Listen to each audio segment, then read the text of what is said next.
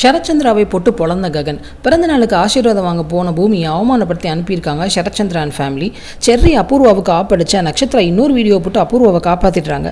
இது இப்படி நடந்துகிட்டு இருக்க இந்த பக்கம் பூமி பிறந்த நாள் ப்ளஸ் பொங்கல், அதனால கோவிலுக்கு போகலாம் அப்படின்னு எல்லாரும் கிளம்புறாங்க. அதே மாதிரி சரத்சந்திரா வீட்லேயும் கோவிலுக்கு எல்லாரும் கிளம்புறாங்க. 2 பேரும் ஒரே கோவிலுக்கு தான் வர்றாங்க.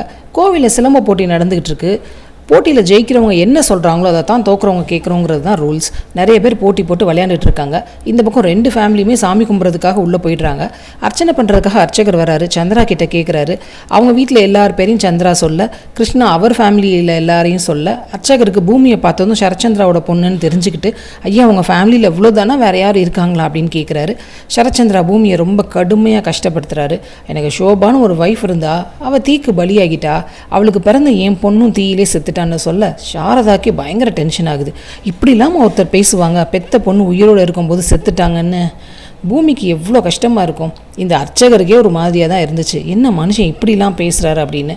அப்புறம் ககன் ஃபேமிலிக்கிட்ட வந்து அர்ச்சனை பண்ணுறதுக்காக கேட்குறாங்க. ககன் பூமி பேரை மட்டும் சொல்கிறாரு.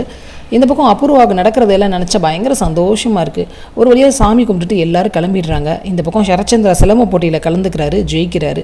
அவர் ஜெயிச்சதும் மைக்கில் அனௌன்ஸ் பண்ணுறாங்க, சந்திரா ஜெயிச்சிட்டாரு, இவர் எதிர்த்து போட்டிடுறதுக்கு யாராவது இருக்கீங்களா அப்படின்னு கேட்க, ககனுக்கு சும்மா இருக்குமா, உடனே போட்டிக்கு தயாராகி வர்றாரு. இதை பார்த்ததும் அபூர்வா பெருமையாக பேசுகிறாங்க.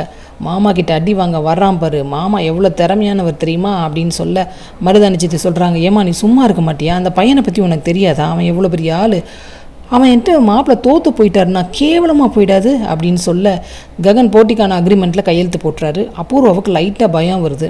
மருதாணி சித்தி சொன்னதுலேருந்து கண்டிப்பாக கலந்துக்கணுமா மாமா அப்படின்னு சந்திராவை கூப்பிட்டு கேட்க, கண்டிப்பாக கலந்துக்க தான் போகிறேன் அப்படின்னு அவர் சொல்ல, இந்த பக்கம் போய் பூமியை ஏற்றி விட்டு ககனை தோக்க வைக்க ட்ரை பண்ணுறாங்க. பூமியும் போட்டி வேணான்னு ககன் கிட்ட சொல்லி பார்க்குறாங்க. ஆனால் ககன் கலந்துக்கிறாரு. ககன் ஜெயிச்சிடுறாரு. ரூல்ஸ் படி ஜெயிக்கிறவங்க என்ன சொல்கிறாங்களோ அதெல்லாம் தோற்றவங்க கேட்கணும்.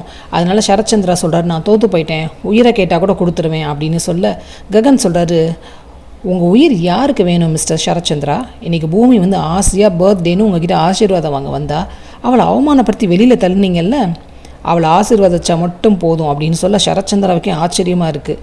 பூமி அப்புறம் கூப்பிட்டு வந்து சரத்சந்திரா கிட்ட ஆசீர்வாதம் வாங்க வைக்கிறாரு.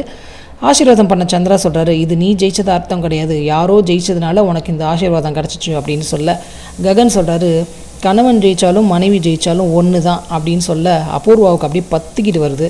பூமிக்கு அப்பா தோத்துட்டாருன்னு ஒரு பக்கம் வருத்தமாக இருந்தாலும் அவர்கிட்ட இந்த ஆசீர்வாதம் கிடச்சிருச்சு அப்படிங்கிறது சந்தோஷமாக இருக்குது. கலக்கிட்டார்ல ககன். அடுத்து என்ன நடக்க போகுது வெயிட் பண்ணி பார்ப்போம். சீரியல் அப்டேட்ஸ்க்கு எங்கள் சேனலை சப்ஸ்கிரைப் பண்ணுங்கள். மீண்டும் அடுத்த அப்டேட்டில் சந்திப்போம்.